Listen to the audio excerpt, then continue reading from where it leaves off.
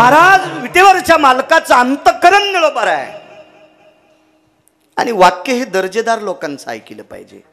काय त्यांचा महिमा वारंवार किंवा वारंवार निळोबार आहे म्हणतात. किती अधिकार मोठा. महाराज 4-2 कोटी रुपये ज्याच्याकडे आहेत का त्याला जर रामराम घालायचा, नमस्कार करायचा, जय हरी करायचा जर विसरला ना ते इतकं फुगतं कोकण्या म्हशीला लाजित. इतकं फुगतं मला रामरामच घातला नाही. अरे तुझ्याकडे 2-4 कोटी रुपये येत आणि का 70 रुपया द्यायला नाही तुला काय म्हणून नमस्कार करायचा? काय आमच्या गोळ्या संपल्यात का काय? किती राग येतो त्याला. तेवढूशाला तुमच्या आणि माझ्याकडे पैसे ठेवायचेत का न ठेवायचेत हे ज्याच्या पत्नीच्या हातात आहे त्याला पंढरपुरातला जगाचा बाप म्हणतात. लक्ष्मी त्याची पत्नी आणि लक्ष्मीशिवाय खेळ येत नाही. मग लक्ष्मीचा पती तुम्हाला मला किती श्रीमंत करायचं इतकंच नाही राजू. इथं ठोचे कमळ्यात नेऊन फुकायचं ज्याच्या हातात आहे त्याला जगाचा बाप म्हणतात. आणि त्या विश्वाच्या बापाला एका दिवशी सांगितलं निळा म्हणे आम्ही नोळखोजी देवा. देवाला सांगितलं आम्ही तुला ओळखीत नाहीत. किती राग आला असेल हो. पण लगेच शब्द पडला तू कयाचा धावा करीत असो. उत्तरार्धात हा शब्द पडल्याबरोबर ब्रह्मांडाच्या मालकाचे अश्रू गळत होते. निळोबार आहे मला नका मानू राजो पण माझ्या तुकोबारायला मानता निळोबारायला प्रणाम. महाराज काय अधिकार असलो येथे तुझ्या लागी बोलाविले कोणी प्रार्थिल्या वाचोनी आला शिका. देवा आमंत्रण नाही रे तुला. फक्त तुकोबारायला ओळखतो. कडकडाटून मिठी मारली विटेवरच्या मालकानं. इतका शब्द कडक वापरूनही देव मिठी मारतो. त्यावरती निळोबाराय किती मोठे असतील कल्पना करा. त्या निळोबारायांचा अभंग देव सांगता येईल राजो. रामायणात सांगता येईल, भागवतात सांगता येईल, शिवपुराणात सांगता येईल. पण संत संपलेत सांगून सांगून असं कधीच होणार नाही. कधीच नाही. संत किती मोठे. मोठं कोणाला म्हणता तुम्ही? ज्याच्याकडे जास्त पैसे आहेत त्याला का? जो सुखी आहे त्याला मोठं म्हणायचंय. जो सुखी आहे का त्याला मोठं म्हणायचं. 500 कोटीची प्रॉपर्टी पोरग संध्याकाळी बुट हरपून आलंय. बिना बुटाचंच घरी आले. तो सुखी आहे का? गुरुजी आनंद वाटत असेल का त्याच्या बापाला ज्याचं पोरग संध्याकाळी बुट हरपून येते आणि कवाड सोडून भिताडाला धडका हाणते. दारू घड दारू घड दारू घड. भिताड कसं दारू उघडीन पपेच माय पलीकून झोपली कवाडाकून आवाज देणं. असं जर पोरग असेल आणि 1000 कोटीची प्रॉपर्टी असेल तर सुखी असेल का तो? नाही. पैशानं जर सुख भेटलं असतं तर रावणानं राज्य केलं असतं. रावणाला भेटलं नाही. ज्याच्या चौकटी 22.5 क्विंटल सोन्याच्या होत्या त्याच्या 7 कोटी. आपली श्रीमंती म्हणजे सोन्याचं शेपटाड. त्या याचं शेळीचं शेपटाड. शेळीच्या शेपटीवर कावळा बसला आणि जखम झाली. आता जखम झाल्यावर माशा बसू लागल्या तर शेळी शेपूट हालू लागली. तर मी म्हणलं बाई इतकी काऊन हलवायली? वरच्या माशा हाणायली. पाठीवरल्या माशा शेपटीला कशा हाणता येते? शेळीचं शेपटाड. माशी उठणं रिकामी बसणं. आपली श्रीमंती म्हणजे शेळीचं शेपूट आहे. जिथं रावणाला थांगपता नाही तिथं तुमची आमची काय कथा आहे? पैशानं सुख नाही महाराज. सुख फक्त कुठं असेल ते संताकडे. बहुपायी संतांच्या सुखवसे हे चिठाई बहुपायी संतांच्या. आणि सुखी माणूस हा सुखी सर्वात मोठा असतो. विटेवरचा मालक हा तुम्हाला आणि मला श्रीमंत करण्याची क्षमता ज्याच्यात जरी असेल तरी पण त्याला सुख नव्हतं. सुख कोणी दिलंय? मनवोनी सेवा करी त्यांची मनवोनी सेवा करी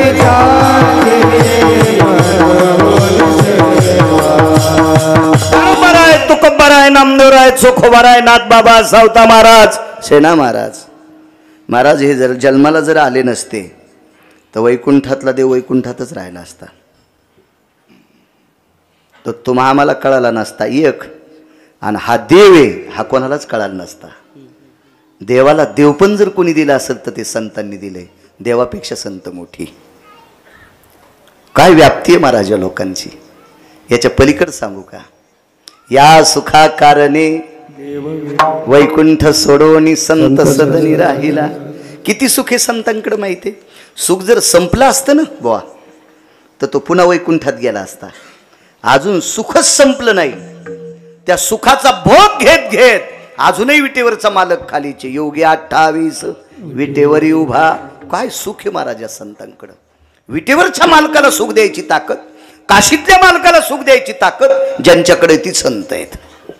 एवढी मोठी व्याप्ती त्यांची. एवढी काय त्यांचा महिमा वानू वारंवार. एवढी मोठी संत आहेत. किती महती आहे संतांची. तुम्ही आशीर्वाद देत राहा. मी 2-4 प्रकरणं तुमच्या पुढे मांडील. 1400 वर्ष ज्याला आयुष्य आहे असा एक महात्मा. कडक कर. 1400 वर्ष, 1400 वर्षाचं आयुष्य. मुनिश्री चांगदेव, योगी चांगदेव, ऋषी चांगदेव, सिद्ध चांगदेव. 1400 वर्षाचं आयुष्य. नाव ऐकिलं. बेस नकोय. नाव ऐकिलं. आणि चांगदेव आळंदीकडे निघाले. सकाळी इंद्रायणीचं स्नान आटपलं आळंदीतल्या मालकांचं. निवृत्तीदादांचं, निवृत्तीनाथांचं, सोपान देवांचं, आदिशक्ती मुक्त आई साहेबांचं. काय परिस्थिती असेल. नाश्त्याला असेल का काही. ज्यांच्या नावावर आपण कोटी लोक जगतो त्यांना आंघोळ केल्यावर नाश्ता नव्हता. स्नान केलं, विधी आटपला, पवित्र इंद्रायणीचं ओंजळभर पाणी पिलं. एका व्यक्तीचं पडकं घर आहे. त्या घराची भिंत बऱ्यापैकी पडलेली होती. 1.25 हात भिंत उंच होती. त्या भिंतीवर भास्कराचे किरण घेत असं म्हणण्यापेक्षा महाराज चौघांचं तेज सूर्य घेत असेल. सूर्याचा प्रकाश घेत नसतील आळंदीतले मालक. सूर्याचा प्रकाश घेत नसतील निवृत्तीदेव दादा. सूर्याचा प्रकाश घेत नसतील सोपानदेव. सूर्याचा प्रकाश घेत नसतील मुक्ताई साहेब. महाराज या चौघांचा प्रकाश सूर्याला भेटत असेल. इतकं तेज होत. आणि त्या भिंतीवर बसलेत. कोणीतरी निरोप दिला. आपल्या भेटी करतात चांगदेव येतात. महाराज चांगदेवांचा एक भक्तीतला पुरुषार्थ होता. चांगदेव वाघावर बसत होते. वाघावर. आता जरी एखाद्यानं एखादी गाडी घेतली टपराची, मला वाटतं ते नालायकपणाचा कळस असेल. कारण आपल्या परंपरेतले लोक वाघावर बसत होते. तू टपराच्या गाडीत बसला आणि काय इतकं सांगायला सुंबळ्या. काय इतकं सांगायला. महाराज रामायणात प्रसंग आहे. आपली सगळी महाराज विमानात बसत होती. टपराच्या नाही. टपराच्या नाही.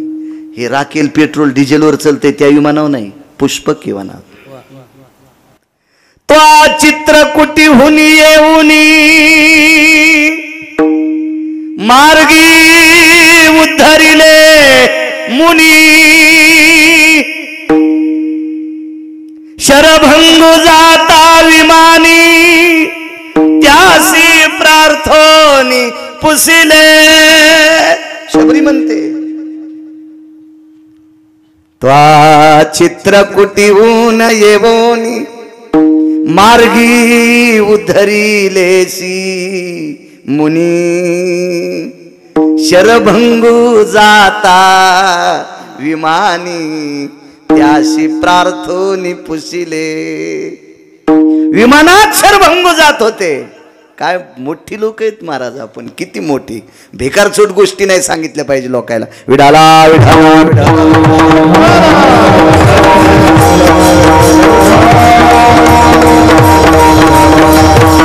एवढ्या मोठ्या संप्रदायातले आपण, एवढ्या मोठ्या श्रीमंत संप्रदायातले.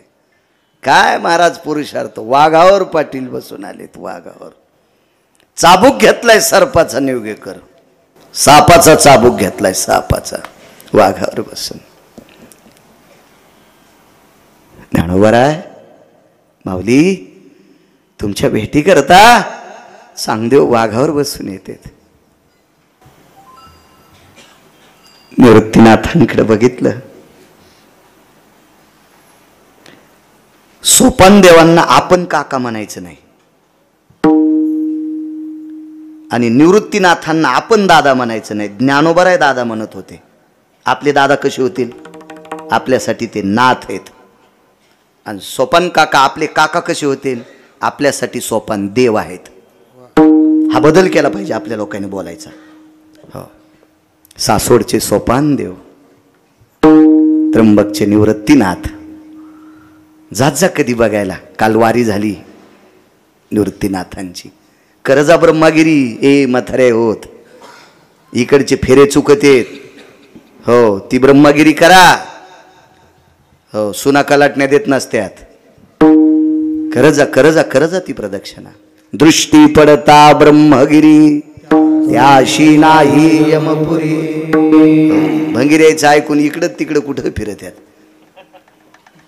ज्ञानोबराय तुकोबरायचं ऐकून फिरजा माझ्या माईंनो. ज्याला कवडीची अक्कल नाही ते तुमच्या कानात सांगलन काही करत जाऊ नका त्याचं ऐकून.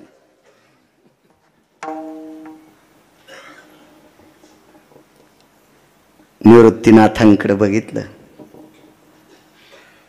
पाहिलं. काय चांगदेव आपल्या भेटी करता येतात. एवढा मोठा योगी आपल्या भेटी करता येतात. काय त्यांचा महिमा सांगतोय. आपण त्यांच्या स्वागताकरता जायला पाहिजे. मुक्ताई साहेब म्हणतात, ज्ञानदादा वाघावर बसून येणाऱ्या चांगदेवाच्या स्वागताकरता आपण जायचं तरी कोण्या वाहनात? आपल्याला घोडं कोण देणार आहे? चिमुकल्या मुक्ताई साहेबाकडे पाहिलं आणि आळंदीतल्या मालकानं भिंतीला चोंभाळलं. मातीची दगडाची भिंत होती, तिला चोंभाळलं. एक जणांनी मला विचारलं, महाराज भिंत चालत असती का? नाही चालत. वाक्य त्याचंही खरं आहे. भिंत चालत नाही, भिंत निर्जीव आहे. ती चालल कशी? मग चलली कशी? त्याचं कारण आहे का? हेव्हा चारवाक नावाची व्यक्ती आपल्याच जन्माला येते, आपल्या सोबत राहती, आपल्या सारखे कपडे घालती आणि आपले वाभाडे काढती. या भाडव्यांना चारवाक म्हणत असतात. यांना समर्पक उत्तर देण्यासाठी आपल्याकडे त्या पात्रतेचा अभ्यास असला पाहिजे. भिंत ही निर्जीव आहे, चालत नसती. कोण म्हणतंय चालती? मग ज्ञानोबरायांनी चालली कशी? अरे ते चालवणारा कोण होता तुला माहित आहे का? तू कशाला इतकं डोकं लावतो? ऐका, त्या भिंतीला चोंभाळलं, कुरवाळलं तिला. मातीची आणि दगडाची भिंत होती. त्या भिंतीला कोणाचा हात लागलाय?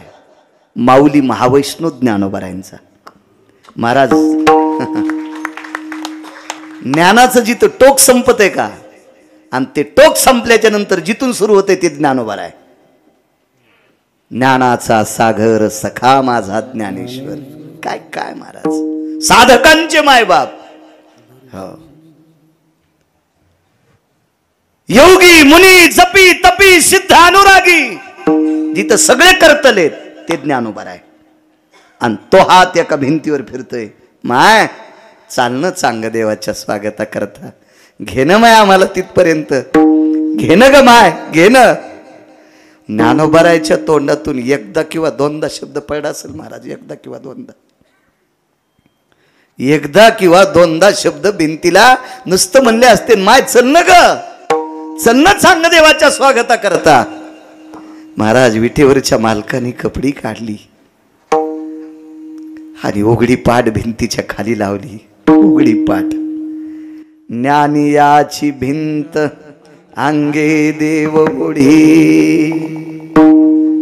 त्या चारवाकाला सांगितलं, सुमळ्या, हरामखोरा, भडव्या, नालायका, बुजदिला, तू आपल्या धर्माची वाभाडे काढतो. पांचटा, निर्जीव भिंत चालत नाही. या भिंतीला पंढरपुरातल्या मालकानं चालिले.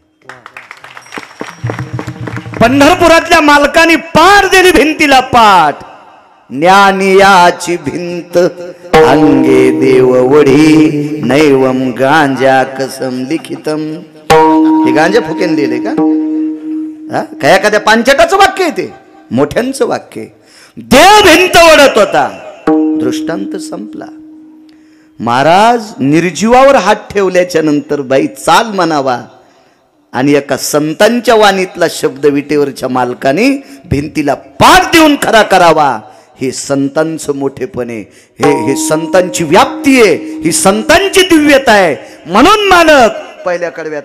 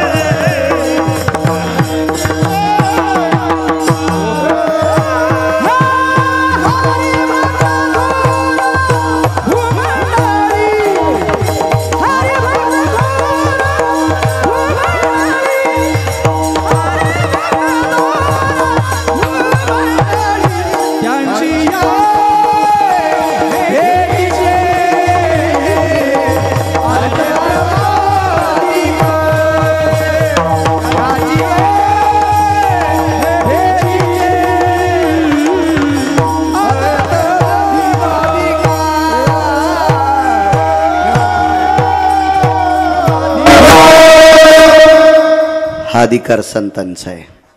काय त्यांचा महिमा. लहानसं गाव, तुमच्या गावाचं नाव सिद्धनाथ ना. लहानसं गाव असंच. त्या गावामध्ये वैजनाथ बुवा एक साधू गेले. साधू नेमकं म्हणायचं कोणाला? ज्यानं साधून काढीत त्याचं नाव साधू. आणि गथुडे बांधून साधितो हे साधू. हे तर कुठं लोळायलेत ना. साधूची व्याख्या वेगळी आहे. मी नेहमी सांगत असतो, महाराज कोणाला म्हणायचं? तुम्ही आम्हाला पण म्हणता. तुम्ही आम्हाला महाराज म्हणता, याचे दोन कारण सांगतो. तुमची वाणी श्रीमंत आहे म्हणून आम्हाला महाराज म्हणतात. यांची वाणी श्रीमंत आहे म्हणून महाराज म्हणतात. आणि दुसरं वाक्य सांगतो, तुम्हाला कळत नाही म्हणून म्हणतात. तुम्हाला कळलं असतं तर आम्हाला म्हणले नसते. धन्य महाराज जन्मले संसारी. कोणाला नसते महाराज म्हणे. महाराज दर्शनानं किंवा स्पर्शानं समोरच्याचं पाप जळतंय त्याला महाराज म्हणतात. आलिंगन संताचिया दिव्य झाली माझी काया, मस्तक हे पाया वरी त्यांच्या ठेविता. आलिंगन दिल्याबरोबर शरीर दिव्य होते, दर्शन घेतल्याबरोबर शरीर दिव्य होते. असं ज्याचं पवित्र शरीर आहे तो महाराज.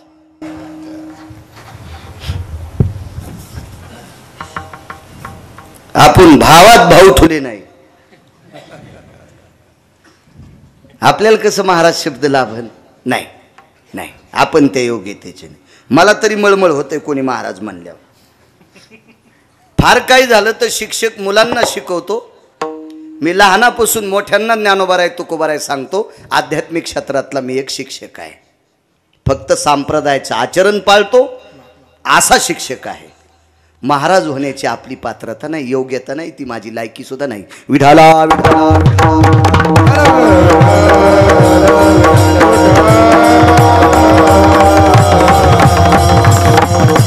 एक महाराज आले त्या गावात. कोणाला महाराज म्हणतात ऐका पुढं.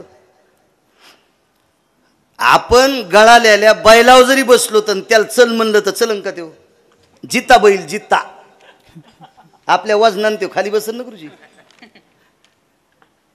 ज्ञानोबाराय जड भिंतीवर बसले तरी पंढरपुरातल्या मालकानं ओरडी महाराज येते. कारण पंढरपुरातला मालक जर कोणाला भेट असेल त्या संतांना भेटोय, देव ज्यांना भेटोय ते किती मोठे, काय त्यांचा महिमा. असे एक महाराज एका गावात आले. चांगला भक्त होता, सात्विक होता, सदाचारी होता, पुण्यशील होता, भक्त होता.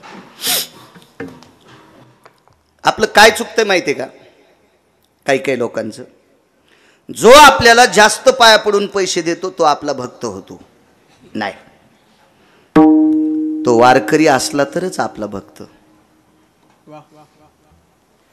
कारण आपल्याला पैसे दिल्यावर जर तो आपला भक्त झाला असता तर बऱ्याच लोकांना 150-150 एकर तमाशासाठी पण फुकल्या.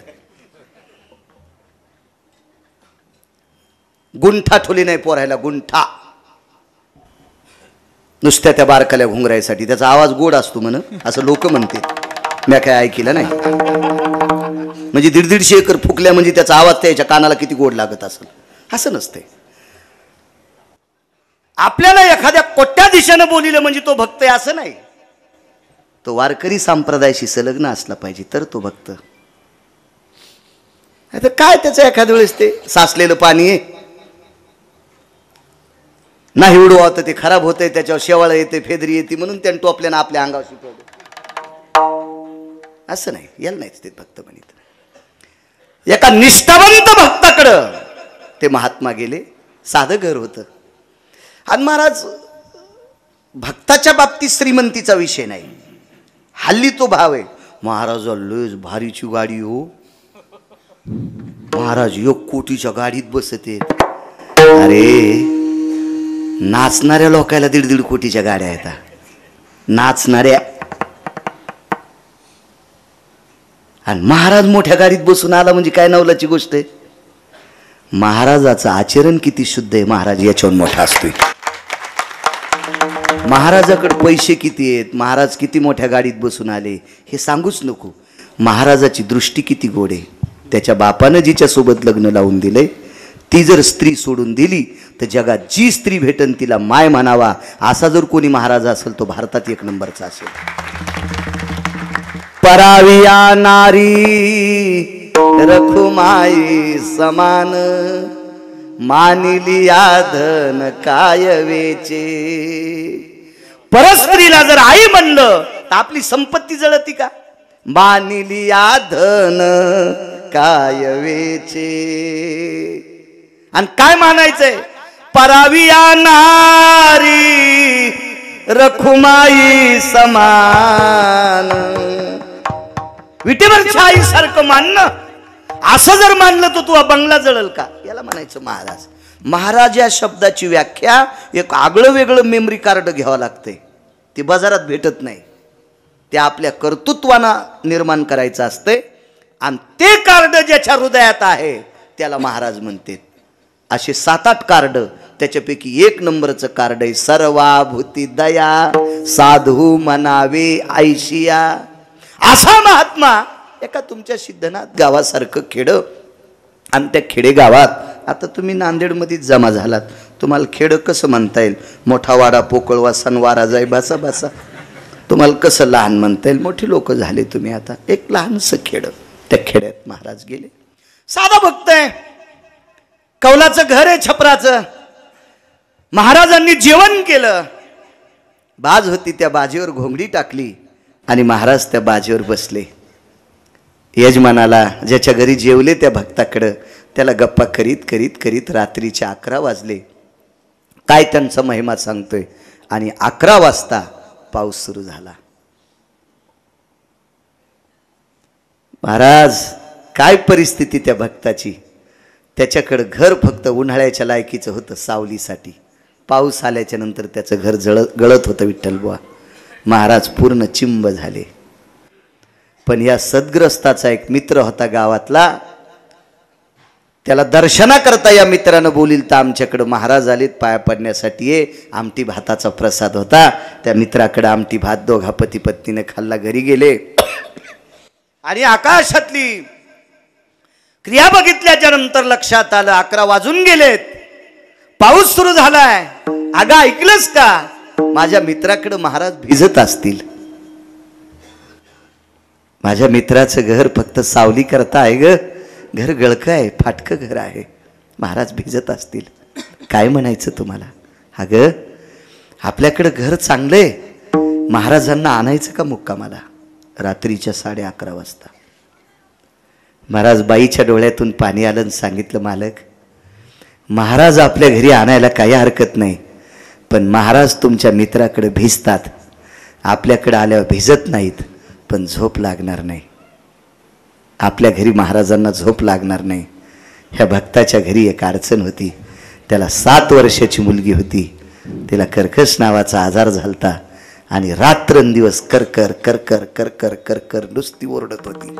रात्रंदिवस 7 वर्षापासून झाल्यापासून. दिवसाचे अर्धा दिवस आजीनं सांभाळायचं आणि अर्धा दिवस आजोबानं सांभाळायचं. रात्र अर्धी वडिलानं सांभाळायची आणि अर्धी रात्र आईनं सांभाळायची. 7 वर्षात 24 तास एक न एक माणूस तिच्या जवळ कुडतच राहायची. माणूस बाजूला गेली की एवढी आरडायची की कधी कधी गाईला दूध काढत असताना, गाईची धार काढत असताना, म्हशीची धार काढत असताना ही इतक्या जोरात जर ओरडली तर गाय आणि म्हसळ पाना चोरीत होती. इतिहास सांगते, इतिहास. इतकी कर्कश होती ती, इतकी कर्कश. तिने सांगितलं, मालक आणायला काही हरकत नाही. आणि एक सांगू का तुम्हाला, महाराज घरी न्यायचा असेल, भजन्या घरी न्यायचा असेल, पाहुणे रावणे घरी न्यायचे असेल तर बायको ताब्यात लागती. ज्याची बायको ताब्यात हे ऐकिण्यात हे का, त्यानंच कोणाला चहा प्यायला नेलं पाहिजे, नाही तर बाहेरच आपले सप्ते पाहिले पाहिजे. बरोबर हो, चांगलं आहे. असं तिकडंच चोंबाळी जायचो बळ्या. हो, ज्याच्या स्वाधीन भाजरे. मालक म्हणतात भाज म्हणजे पत्नी. ज्याच्या स्वाधीने तोच काहीतरी धर्म करू शकतो, कोणाला आणू शकतो. महाराज काय परिस्थिती बिकट असेल, पण अंतकरण तुटले, आपल्याकडे महाराज यावे. बाईनं पर्याय सांगितला, स्वामी धनी. नवऱ्याला धनी म्हणणार बाई आहे का? तिने हातवरी करा बरं, तिचं मंदिर बांधितो मी चपलाचं.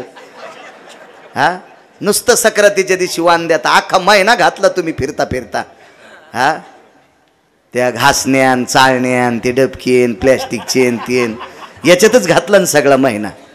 आणि कधी मालक म्हणत नाहीत, कधी धनी म्हणत नाहीत, कधी स्वामी म्हणत नाहीत. कारण तुमच्या जिबील वेल्डिंग झाली ना, तुम्ही कसे म्हणता आहे का नाही. संक्रांतीचं वाण टामण टिपका करू करू करू करू देतात. एका बाईन मला तिळाचा लाडू द्याला. लाडू खाल्ल्याबरोबर कडू जोर लागला, कारण हे महाराजच लय कडू आहे ना. आणि तिनं दिलेला लाडू खाल्ला की तिळागुळाचा लाडू असा कडू जोर लागला. तर मी म्हणलं बाई एक बोलू का? बोला ना म्हणे. संक्रांतीचं वाण दिलं का? हो 60,000 रुपयाच्या वस्तू आणल्या. आमदाराची बायको आली की चांदीचं बघू देत होते, जिल्हा परिषद सदस्याची आली की पितळाचं देत होते, ग्रामपंचायत सदस्याची आली की गुळाचं ढेकूळ देत होते, आणि गरीबाची बाई आली की शॅम्पूची पुडी देत होते. मी म्हणलं होंडी वशीन होंडी, केस राहणार नाही तुझ्या डोक्याला. असं कुठं वाण देत असते तो कशा असं त्यात बघा नाही का बॉम्ब टाकावा असा बारीकसा. आणि पुन्हा माझ्या मालकाला आयुष्य वाढावं. पंढरपुरातल्या मालकाच्या आणि काशीतल्या मालकाच्या गोळ्या संपल्यात का? इतका तुम्ही पंक्ती भेद करताना तुमच्या मालकाला आयुष्य द्याला. गरीबाची बाई आली की घासणी देती, भांडे घासायची, चहा गाळायची चाळणी देती आणि शॅम्पूची पुडी देती, आणि मोठ्याची बाई आली की चांदीचं बघू देती. नाही 2-4 महिन्यांना आधी टपकायचा का देऊ? हे असली चुकीची संग्रात नसती.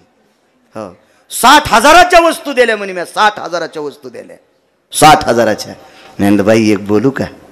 तुम्ही 60,000च्या वस्तू दिल्या पण मालकाच्या कधी दर्शन घेतलं का? म्हणले नाही. म्हणलं म्हणूनच लाडू कडू लागला. तू नवऱ्याच्या पाया पडत नाही, 60,000च्या वस्तू वाटल्यास हे सगळं तू नाटक आहे. राग येत असेल तुम्हाला, राग आला तर पठ्ठ्याचं कीर्तन घेणार नाही. तुम्हाला 30 गाव पठ्ठ्याला 36 गाव. मी काय माग लागे नाही. मला चोंबाळ्या कारभार येतच नाही, करणारच नाही. जीवनभर चोंबाळ्या करणार नाही. मालकाला आवडेल असं कीर्तन करेल. तुम्हाला तर काही आवडेल ते नाही करणार. अद्याप नाही, मालकाला आवडावा. एकाही बाईनं पक्षपात करायचा नाही वाण देताना. इतक्या बाईत एका बाईनं जर नियम वाळला तर गिरगाव करायला त्याचं काही पुण्य लागेल. एका बाईनं नवऱ्याचं दर्शन घेत जा, घेत जा, घेत जा. जी बाई दिवसात एकदा नवऱ्याचं दर्शन घेते का तिला भारतातल्या कोण्याच महाराजाच्या पाया पडायची गरज नाही. जी दिवसात 3दा नवऱ्याचं दर्शन घेते का तिनं देवाच्या पण पडायचं नाही. तिची देवावरी सत्ता. तू कमाने तिची देवावरी सत्ता, तिची देवावरी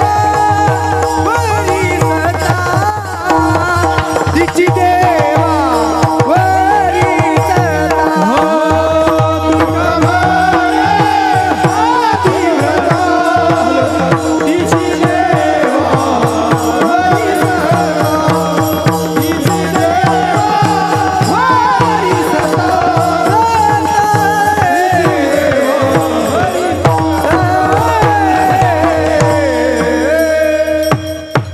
देव देव तुमचं ऐकतो. इतक्या मोठ्या आहात तुम्ही, इतक्या मोठ्या. इतक्या हक्कानं का बोलतो सांगू? माझ्या संप्रदायानं जगात सर्वात मोठी श्रीमंती तुम्हाला बहाल केले. राज्य, राणी व संपत्ती. ज्या घरी कुलस्त्रिया, राज्य, राणी व संपत्ती, या संप्रदायानं दिली तुम्हाला श्रीमंती. ती इतक्या मोठ्या आहात तुम्ही, इतक्या मोठ्या. एका बाईनं मोबाईलवर कमेंट टाकली होती, मला कळत नाही पण संच सांगते. महाराज म्हणतात नवऱ्याच्या पाया पडा, नवऱ्याच्या पाया पडा. नवरा आमचा धड आहे का?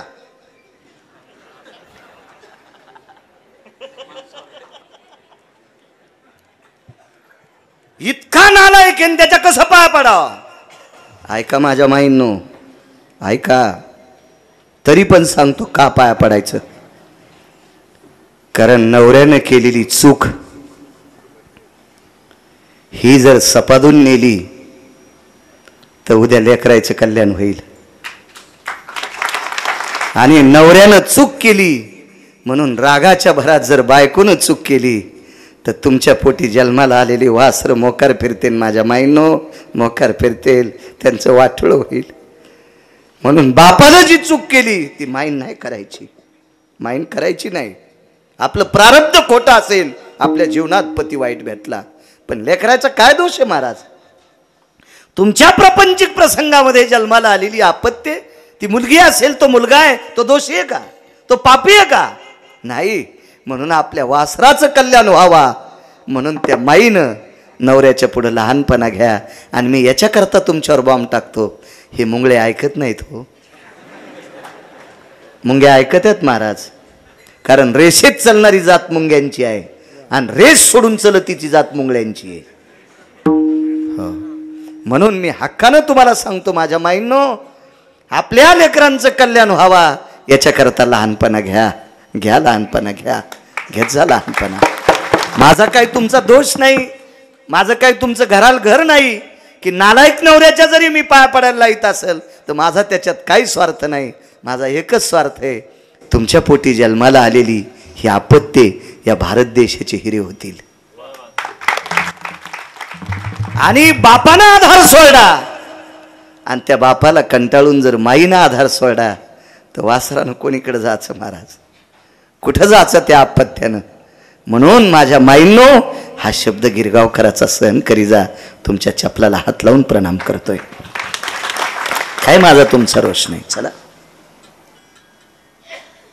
बाईनं सांगितलं मालक यानं घेऊन आपल्याकडे महाराजाला इथपर्यंत आलतो ना, घेऊन या.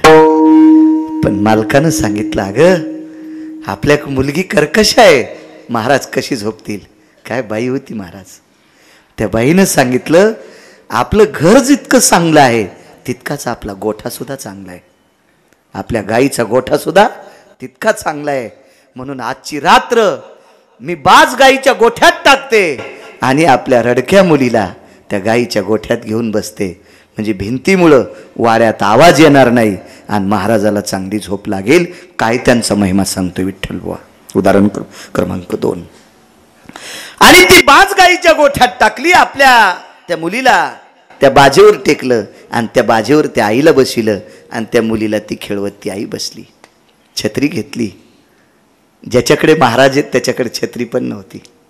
आणि महाराजांना आणायला गेले, तो मित्र आणि महाराज यांच्याकडे आले, बाज टाकली, बाजेवर घोंगडी टाकली, महाराज घोंगडीवर बसले, बाजेच्या पुढे एका टोपल्यात शेकोटी केली, महाराजांनी अंग गरम केलं, पटका शेकवला, अंगावरची वस्त्र शेकवली आणि बघता बघता 1:30 वाजून गेला. यजमानानं सांगितलं महाराज झोपा आता. महाराज म्हणले नाही, माझं 1:30 वाजला की झोप संपली, आता नाही, तुझी इच्छा असेल तर तुला बोलत बसतो. किती भाग्यवान व्यक्ती असेल त्याला ते महाराज बोलत होते.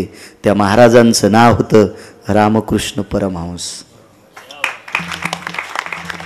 महाराज रामकृष्ण परमहंसांचे पाटील किती शिष्य असतील ते असू द्या, पण रामकृष्ण परमहंसांचे एक शिष्य या भारत देशाचं नाव महासत्ता नावाच्या देशात उंच उभारलं, ते स्वामी विवेकानंद रामकृष्ण परमहंसांचे शिष्य होते.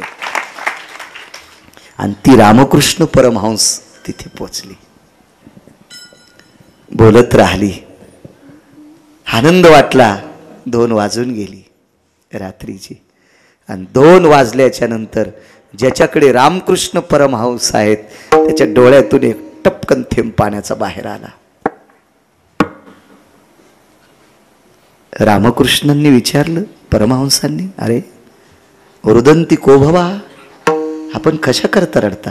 नाही म्हणे महाराज काय नाही, पण ते परमहंस होते महाराज, परमहंस होते. हे दादा सांगणार रे, काही नाही महाराज, मी आता बसू शकत नाही तुमच्या पुढे.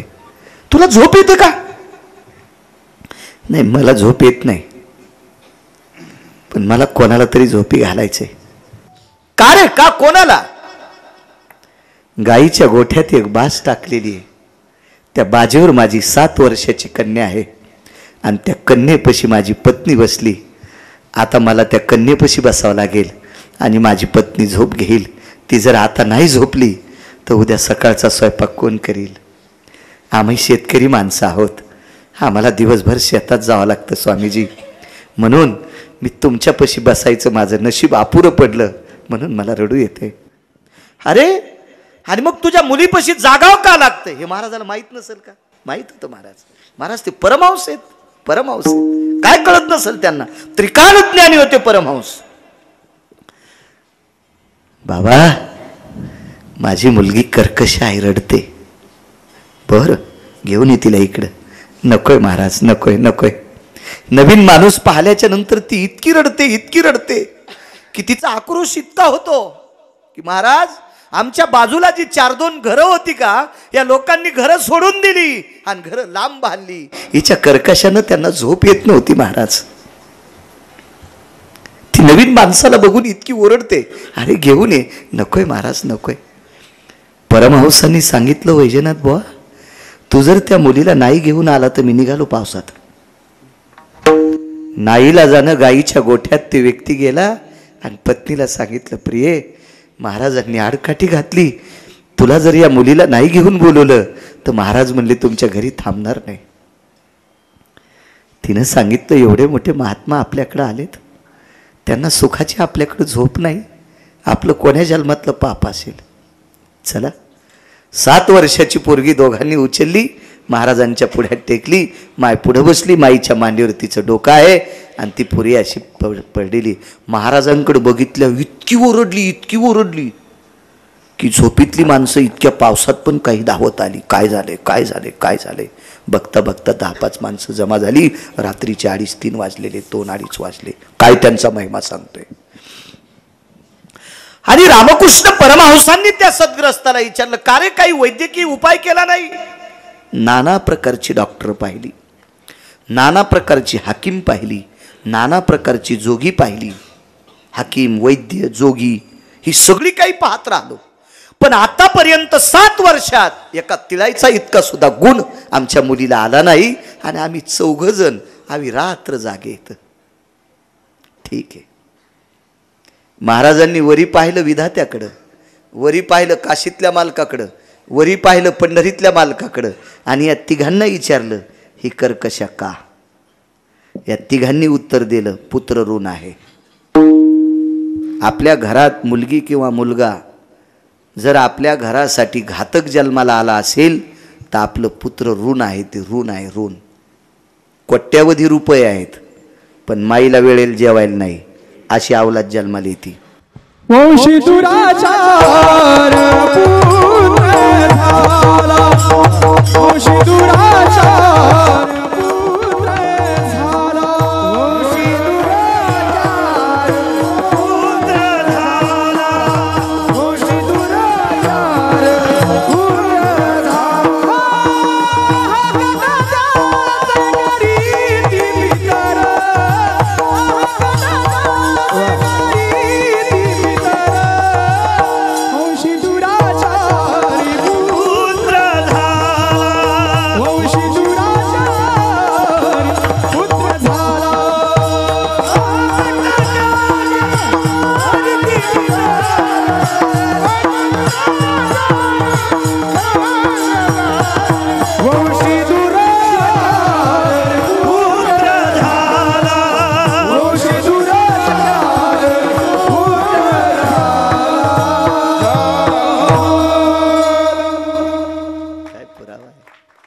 आहा कटा त्याचे करीती पितर, वंशी दुराचारी पुत्र झाला. आशीर्वाद नाही. आणि आशीर्वाद देण्या महाराज भजन करणारे पोरं होते. तुका म्हणे पितृ आशीर्वाद देती, कल्याण विच्छेते तया कुळा. वक्ते बाबा म्हणायचे, वक्ते बाबा. भरगच्च श्रीमंती आहे, आई बापाला मान नाही, संतती अशी जन्माला येणार. भरगच्च श्रीमंती आहे, धर्म कार्यात रुपये खर्चाला नाही, अशी जन्माला येणार. भरगच्च श्रीमंती आहे, कधी वारी केली नाही, अशी अपत्य जन्माला येणार. आईच्या पोटात तोपर्यंत 3 लाख दवाखान्यात गेले. जन्माला आल्यावर आई नांदेडमध्ये, मुलगा हैदराबादमध्ये. कसा बसा घरी आला, आठवड्याला आजारी. मोठा झाला, दुसऱ्याचं ट्रॅक्टर चालू केलं, धक्का होते, गेलं इरीत, द्या 9 लाख. गोपनीत खडा फिरीला, खिडकीचा काचच फोडा, द्या 15,000. याला ऋणपुत्र म्हणतात. आणि या 3ही देवांकडे बघितलं आणि या 3ही देवांनी सांगितलं, यांच्या कुळात असं ऋण आहे आणि हे ऋण फेडून घेण्यासाठी यांच्या घरात ही मुलगी जन्माला आली.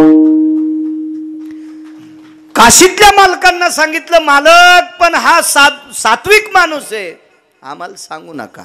काशीतल्या मालकानं वरूनच बायोडाटा दाखिला.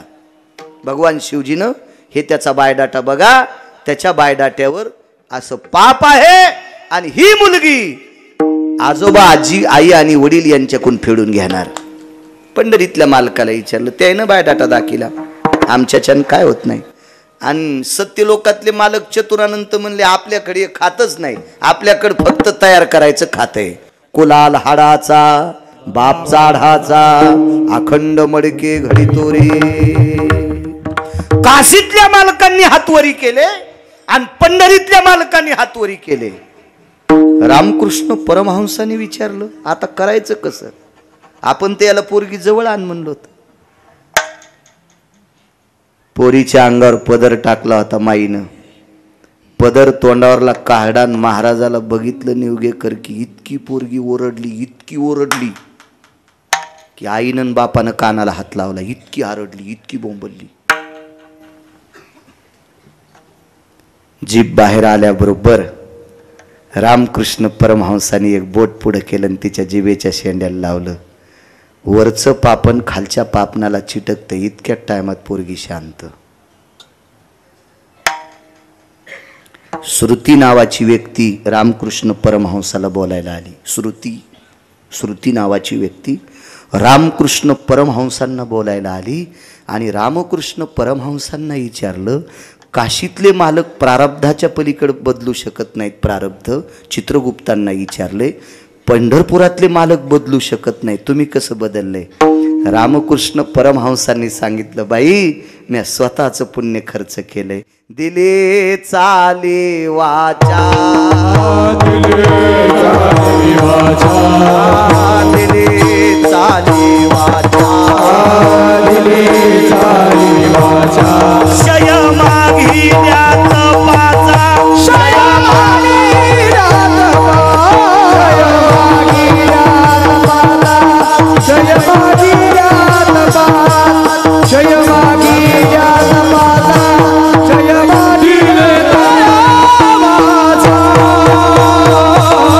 शय मागी द्यात पाचा, शय मागी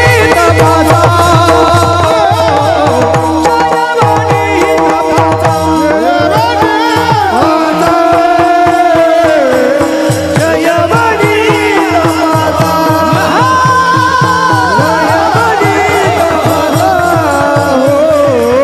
शय मागी द्यात पाचा. दिली चाली वाचा, शय रे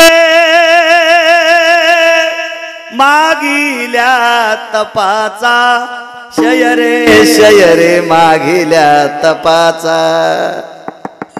स्वतःच्या झोळीतलं पुण्य वंजळीत घेतलं. तिन्ही देवाकडे बघितलं, झोळीतलं पुण्य खाली टाकलं. या पुण्याच्या बळावर याचं पाप संपून टाका. महाराज पुढच्याचा बायडाटा चुरगाळून पुढच्याचं भलं करतात. ती संत असतात म्हणून मालक पहिल्याकडे. काय त्यांचा महिमा, काय त्यांचा महिमा, काय त्यांचा महिमा, वर्णवार वारे. काय त्यांचा महिमा, काय त्यांचा महिमा, काय त्यांचा महिमा, वर्णवार वारे. काय त्यांचा महिमा, काय त्यांचा महिमा, काय त्यांचा महिमा, वर्णवार वारे. काय त्यांचा महिमा, काय त्यांचा महिमा, काय त्यांचा महिमा, वर्णवार वारे. हरी वंदे भुवंदे,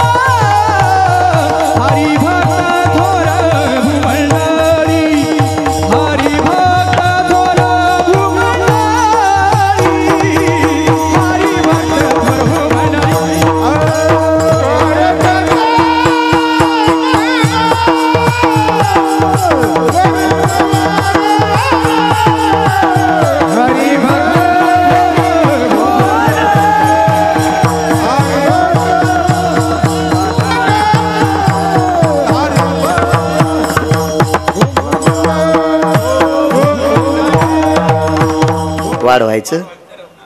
बर, रोज असंच म्हणत होते का तुम्ही? हा, आजच कशी गिरगावकराच्या मुळावर आले मग? नाही येरी म्हणायला थोडा आजारी आहे.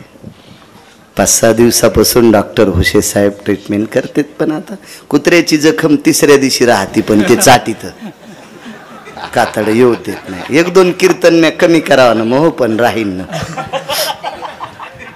पण नाही होणार, कारण कीर्तनकारांनी दांडी मारलेली आता माणसं सहनच करीनत. 0 मिनिटात जिकडं तिकडं इतका पारदर्शितपणा झाला. त्याच्यामुळं 27.5 वर्षात महाराष्ट्रात कोणी म्हणायचंच नाही गिरगावकर आला नाही. अजून तो कलंक लागू द्याला नाही. अजून नाही. आपली ताकद नाही, ती पंढरपुरातल्या मालकाची कृपा आहे बाळ्यावर. पासरच्या मालकिनीची कृपा आहे, म्हणून महाराज ती चूक होत नाही. सांगतो, काळजी करू नका. आता हे दुखायलं म्हणून जपावा, तर पंढरपुरातल्या दाबल्या उद्या 12ला निरोप बिन. सगळं त्याच्या हातात आहे ना, साळुंकी मंजूळ त्याची कृपा आहे, त्याचं चिंतन करत चालायचं आपण. एक पुरावा मांडतो तुमच्या पुढे, मात्र तेवढं झाल्यावर बस करा. हो, माय मावल्या आता लेकरं बाळे लांबून जायचे, तर रस्ता पुन्हा छोटासा आहे, भरपूर वाहनं जात नाहीत.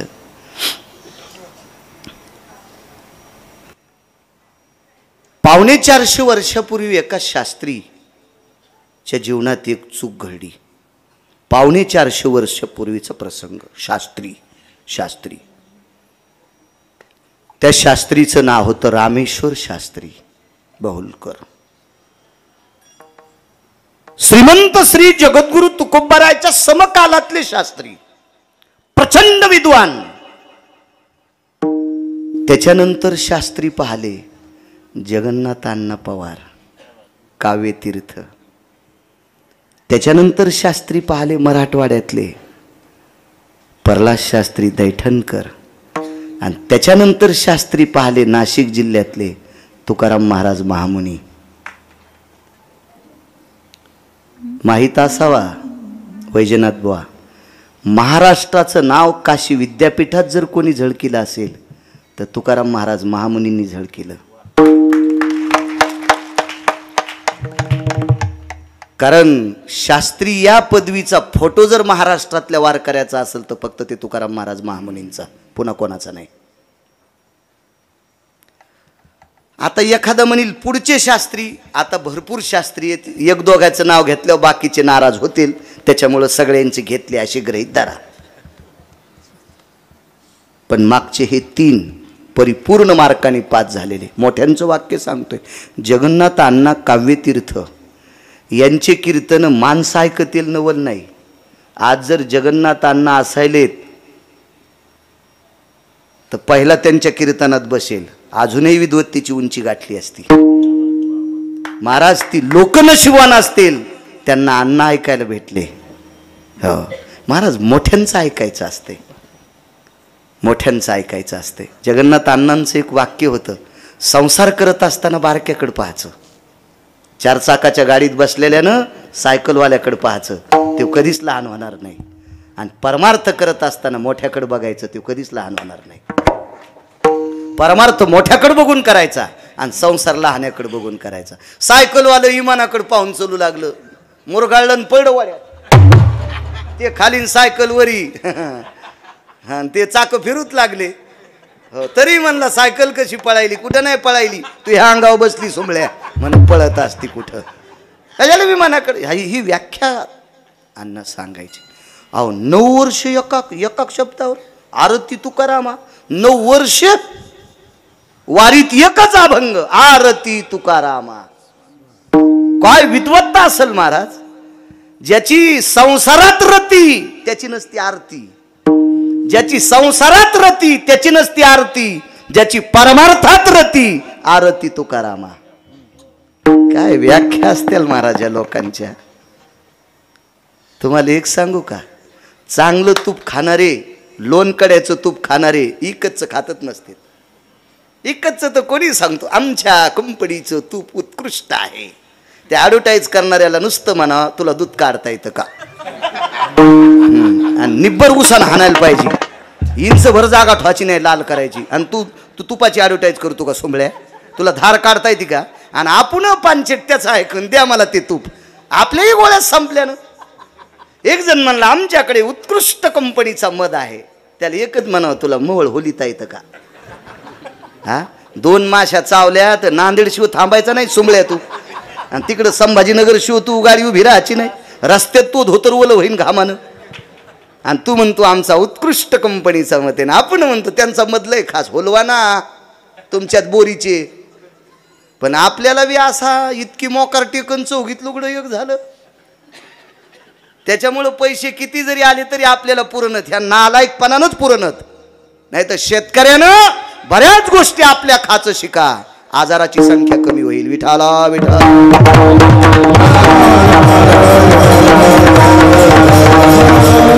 जरा जुरा ज्याला उसले मोठा झाला की त्याची बायको येताना सांगते आज माझी पाठच ताटलेली आहे. हो धैन सासूचं लुगडं ती पाठ नीट होती. नाही माझं अंगच कणकण करायला, येताना बर्गर घेऊन या आणि येताना पॅटीस घेऊन या. पोट्याची पोट डेरीवाणी झाली असे, पॅटीस आणि बर्गर खाऊ खाऊ. शेतकऱ्याच्या बाईनं बर्गर आणि पॅटीस खात असते. नाना प्रकारच्या नमुन्याचा स्वयंपाक करता शेतकऱ्याच्या बाईला. तिनं असं हे भंगिऱ्याने इकलेलं खायचं नाही. चला ज्यांना अडचणी ते खात असतील कैदी, आपण आपलं खायचं शिका, आपलं खायचं शिका, आपलं आपलं आपलं.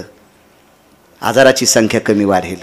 पण लय टेक झाली बापा, विचारता सोय नाही. चला जुन्यावर या. तुम्हाला एक माहिती आहे का, म्हाताऱ्या माणसाला विचारतोय, गुळाचा चहा प्यानाऱ्याला भिकार चोट म्हणत होते. गुळाचा चहा प्यानाऱ्याला भिकार चोट म्हणत होते. आणि आता ज्याला जास्त भारीची गाडी आहे का, इथे गुळाचा चहा मिळेल, इकडं वळेव, इकडं वळेव, इकडं वळेव, इकडं. आणि गुळ किती टाइम उकळल्यावर दूध चांगलं राहतं चेअरमन. आणि कवरं उकळल्यावर दूध नासतच नाही, ते कशाचा गुळ आलाय. आणि ते म्हणतो आमच्याकडे सेंद्रिय गुळाचा चहा मिळेल. त्याला एकच विचारा, ऊस बायकोच्या टाळू लावला का तू. ह्या आपल्याकडे गुंठाभर जमीन नाही, तुला हाणायला पाहिजे सेंद्रिय सांगतो काय. आपणही नालायकायचं ऐकतो. अरे भारदस्त शेतकऱ्यानं भंगिऱ्याचं ऐकावा, आपल्याच गोळ्या संपल्यात असं समजायचं. विठाला विठाला.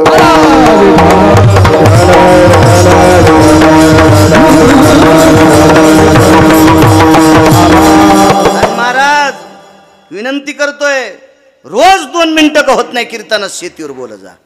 2 मिनिटं का होत नाही बोल जा. आपला स्वार्थ शेतीवर बोलण्यात काय सांगू तुम्हाला. या देशातला शाकाहार किती मंत्री एका जागेवर झाल्या गहू तयार करतील, किती पंतप्रधान एका जागेवर आल्यावर गहू तयार करतील, किती राष्ट्रपती एका जागेवर आल्यावर ज्वारी तयार करतील. किती डॉक्टर एका जागेवर झाल्यावर गहू तयार करतील, किती शिक्षण क्षेत्रातले माणसं एकत्रित आल्यावर मका तयार करतील. नाही, मका गहू ज्वारी तयार करायचा कारखाना रक्ताचा घाम करून मातीत टाकतो तो शेतकरी राजा आहे. वारकरी संप्रदाय, सनातन संप्रदाय कशाच्या बळावर चालू आहे, तुळशीच्या माळीच्या. आणि माळ जिवंत ठेवायची ताकद कोणात आहे, फक्त शेतकऱ्यात. म्हणून राजकारणी लोकांना पण सांगतो, कधी कधी शेतकऱ्यासाठी गाडी उभी करी जा, देव तुमचं कल्याण करील, कल्याण करील. 4 देवापैकी एक देव शेतकरी राजा आहे. कधी कधी रोज महाराज त्याच्यावर मिनिट अर्धा मिनिट बोला जा, कारण ह्या तरुणांना बळी येईल आणि उद्या हे रानात काम करतील. आपला शाकाहार जिवंत ठेवायची ताकद फक्त शेतकरी राजा ते. पुन्हा कोणतेच कोंबडे करू शकत नाहीत, फक्त शेतकरीच करू शकतो. आणि त्याला वेठीच धरते ते.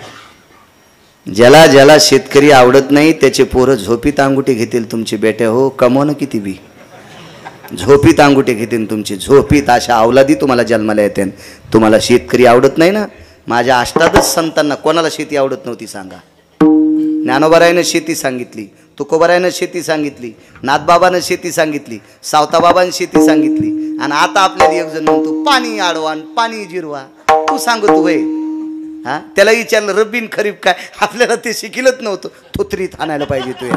तुला रब्बीन खरीप कळत नाही ना, आम्हाला पाणी सांगतोय. आम्हाला पाण्याचं महत्व पैठणच्या मालकांनी सांगितलंय, अनवरत मेघ जळा धरणे बांधोनी घाली जे तळा, धरणे बांधोनी घाली जे तळा, अनवरत मेघ जळा. अनावश्यक पडलेला पाऊस धरण बांधून तळ्यात घाला, भिंत बांधून तळ्यात साठवा, हे पैठणच्या मालकांनी सांगावं. शेतीचं महत्व, चांगली शेती, वेळेला पेरा, सुक्षेत्रानी ओलटे, बीजही पेरीजे गोमटे, आलोट फळ भेटे परी वेळे की गा. आळंदीतल्या मालकानं सांगाव, मळे झाकोन या करी ती पेरणी. देहूतल्या मालकाने सांगावा, निवडावे तन शेती करावी राख. तुम्ही धरला होता बाण पण मानलाच नाही. विठाला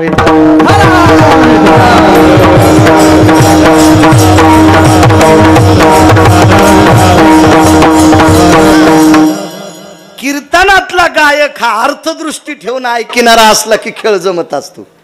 धरला होता त्याने, पण त्याला वाटलं हे काय म्हणतं काय म्हणतं काय. मी चांगल्याला काहीच म्हणत नाही आणि भांगाऱ्याला नाव ठेवत नाही पण मानित नाही. विठाला विठाला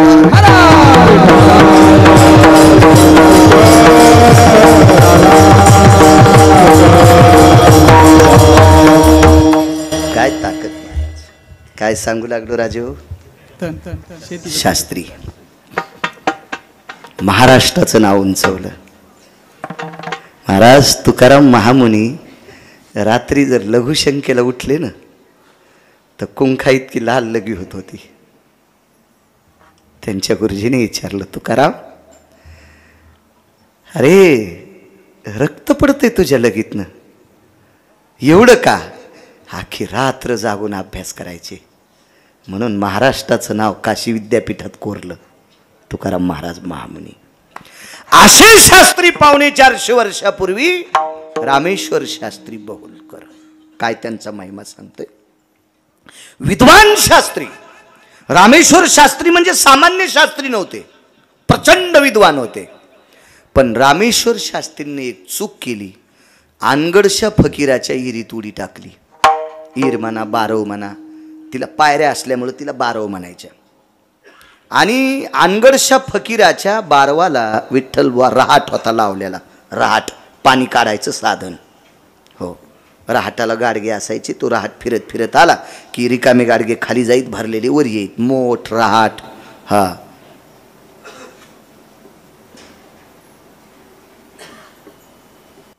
मग आंघोळीला पाणी न्या, प्यायला न्या, स्वयंपाकाला न्या, कशालाही न्या, स्त्रीनं न्या, पुरुषानं न्या. त्या अनगडशा फकीर काही म्हणत नव्हता. फक्त त्याच्या पाटील बारवात कोणी जायचं नाही, ते म्हणजे तेच अनगडशा फकीर. आणि ते फकीर काय सामान्य नव्हता महाराज. ते फकीर म्हणजे ब्रह्मवेत्याच्या बरोबरीचा होता. अनगडशा फकीराला साधं कसं म्हणता. तुम्हाला एक सांगू का, लोकाच्या धर्माला शिव्या दिल्यावर आपला धर्म उंच जात नसतो, हे डोक्यात ठेवा. आपला धर्म जर उंच न्यायचा असेल, आपली संस्कृती उंच न्यायची असेल तर आपल्या हराम खोरायला पहिलं खंडन करा. करणे पाखांड खंडन. आपल्यातले नालायक शोधा, आपले पापी शोधा, त्याला दुरुस्त करा. लोकांना शेजाऱ्याला ऊस झाला 400 टन, मग त्याला पुढच्या वर्षी 400 होऊन म्हणून यानं म्हशी घातल्या त्याच्यात, तर त्याला 5-50 टन कमी झाला. पण तू हवा आडा का सोंबळ्या नाही ना.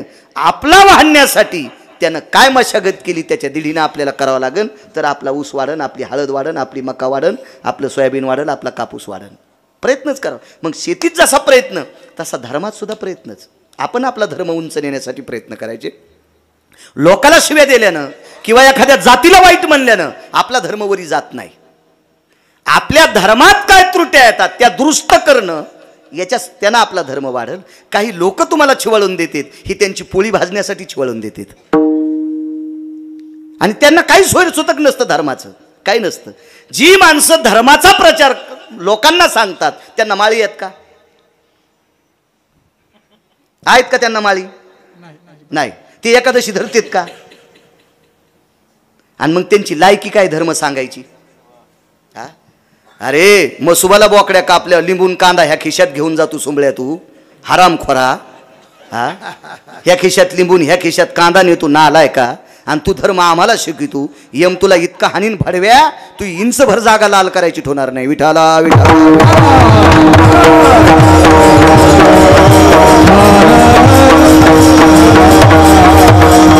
महाराज धर्म माईकवर बोलायचा विषय नाही, धर्म लोकांना सांगायचा विषय नाही, धर्म अनुकरणात आणायचा विषय, धर्म कृतीत आणायचा विषय. कशाला धर्म म्हणायचा? आई बापाचं पालन करणं धर्म आहे, मोठ्यांचा आदर करणं धर्म आहे. हा महाराज उषा पायत्याचं अंतर लक्षात घेणं याला धर्म म्हणतात. ज्याला उषा पायत्याचं अंतर कळत नाही का याला हरामखोर म्हणतात.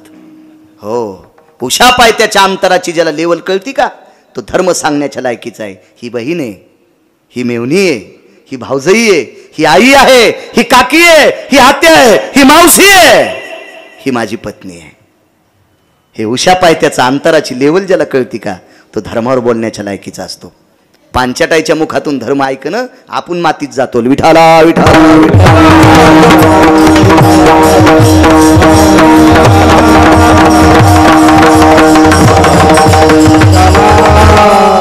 बरंच कोणाला वाईट म्हणायचं नाही. तो अनगडशा फकीर होतो, त्याच्या धर्माचं काम करत होता, मुस्लिम गुरु होता तो.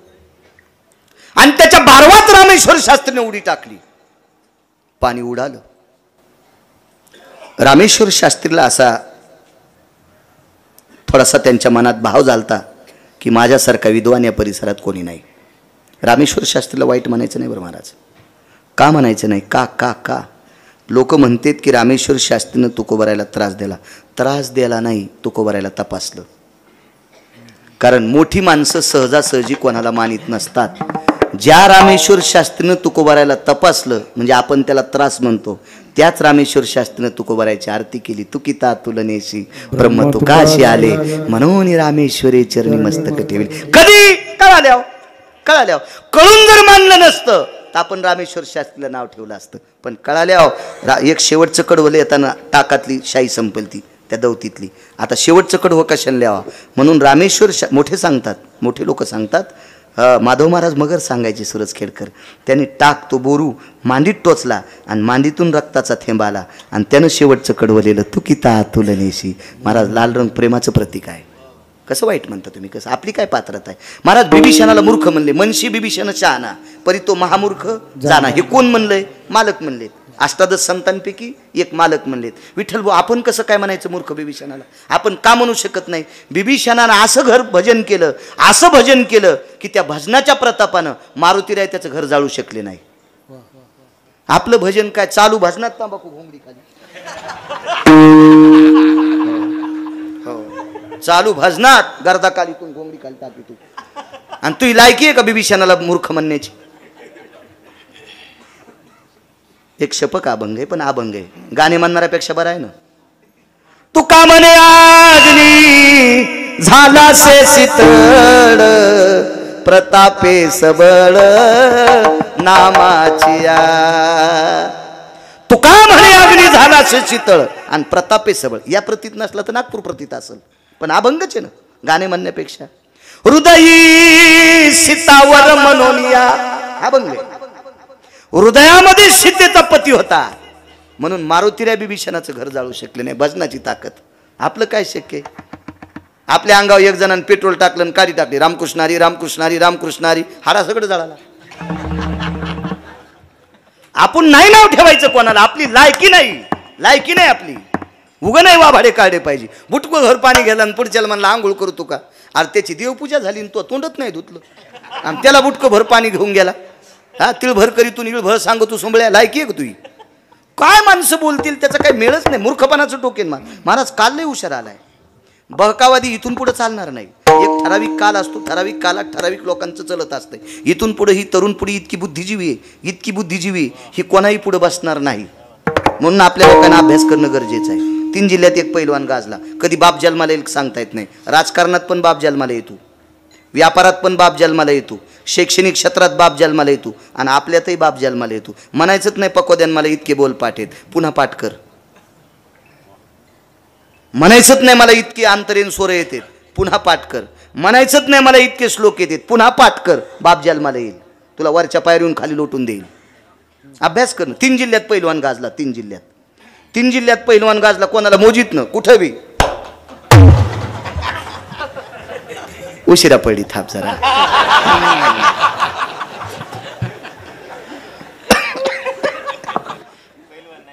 हा हा मी त्याला सकाळी कुस्तीच खेळून आलो. पहा या आगावपणा. कोणा दंड थाप तुला आला मांड्या थापटी काय काही थापटी काय. मला भेटला म्हणलं काय झालं. हा अंग तिथं असं पाहिजे ते. मी म्हणलं अरे श्यामे. ते म्हणलं काय महाराज.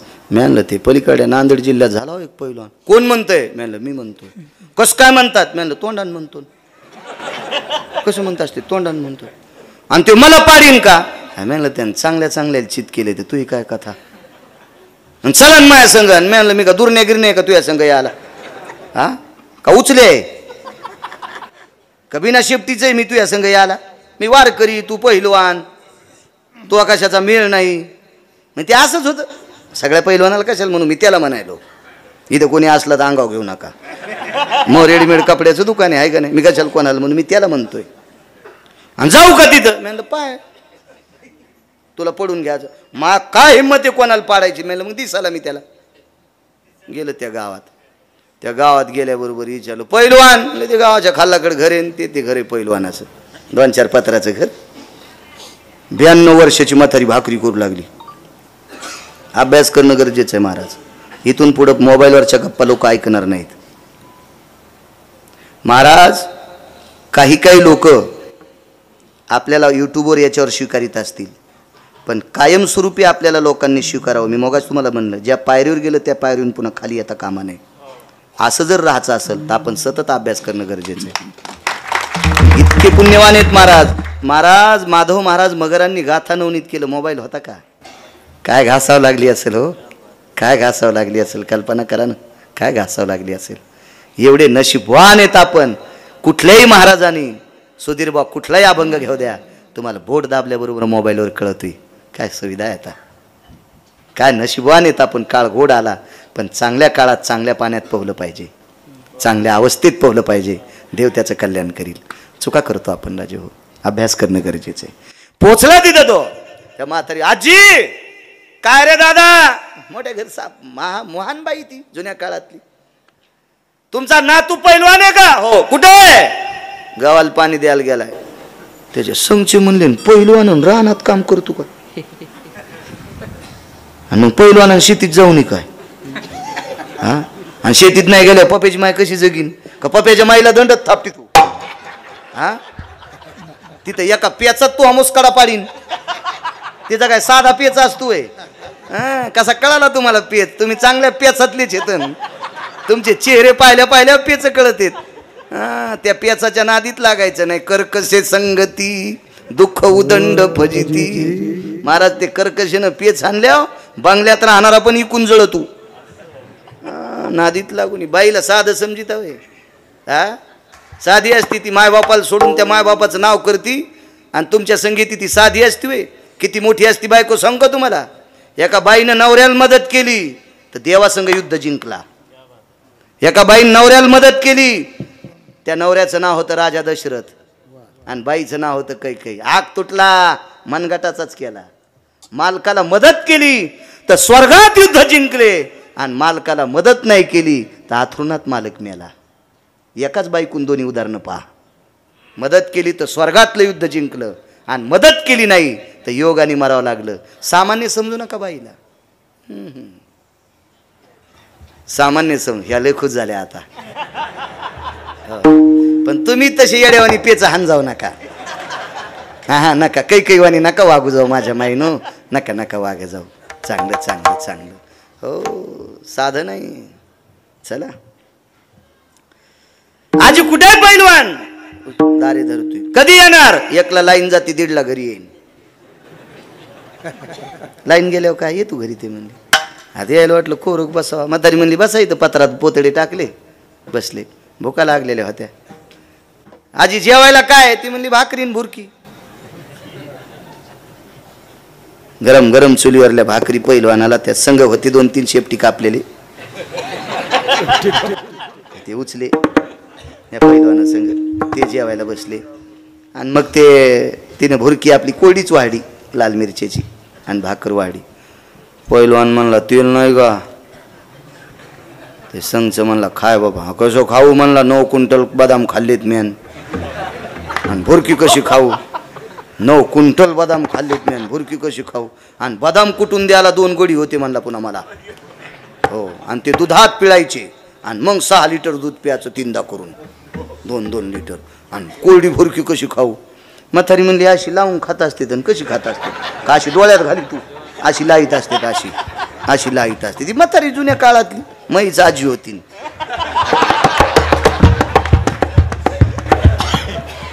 चुलत आजी होती मैच. कारण मी पहिलवान नव्हतो ना.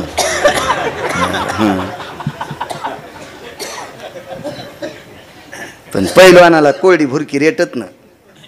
म्हणलं आजी मी लय बदाम खाल्लेत ग, पण मला तेल तर दी. गाडग्यात कोरडी होत्या भाजलेल्या. कळडी कळत्यात ना? भाजलेल्या मुठभर कळडी टाकल्या. ते म्हणलं आजी या घाण्यावर न्यावं लागतात. म्हातारी म्हणली आमच्या इथं घाण्यावर न्यायला कोण नाही रिकामं. ज्याला तेल खायचं ते कळडी पिळी तू.